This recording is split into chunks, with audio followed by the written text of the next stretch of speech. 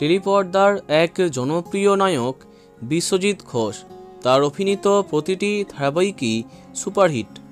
কে আপন কে পরে আকাশ ছোঁয়া সাফল্য পাবার পরে খেলনাবাড়ি ধারাবাহিকে আবার নায়ক চরিত্রে তাকে দেখা যায়। বলা বাহুল্য, সেটাও টিআরপি তালিকাতে অনেক দিন রাজ করে। খেলনাবাড়ি শেষ হয়েছে অনেক দিন হলো।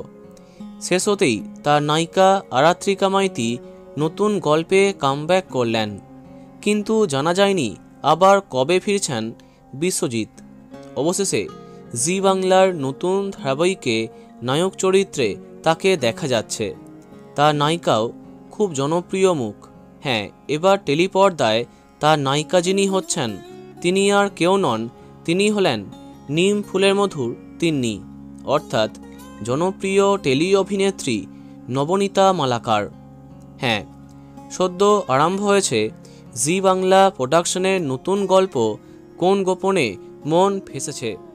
এই ধারাবাহিকে আসল নায়ক নায়িকা রণজয় বিষ্ণু এবং শ্বেতা ভট্টাচার্য।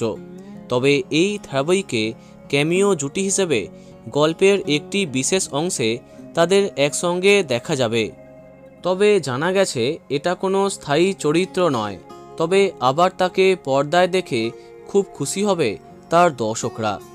সাথে নবনীতার সঙ্গে তার জুটি কেমন প্রতিক্রিয়া পায় সেটাও দেখা যাবে।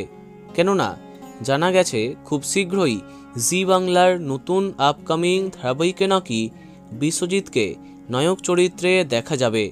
তবে কিছুই এখনও কনফার্ম নয়। তো বন্ধুরা, তার আপকামিং ধারাবাহিকের জন্য কে কে অপেক্ষা করছো কমেন্টে জানাতে পারো।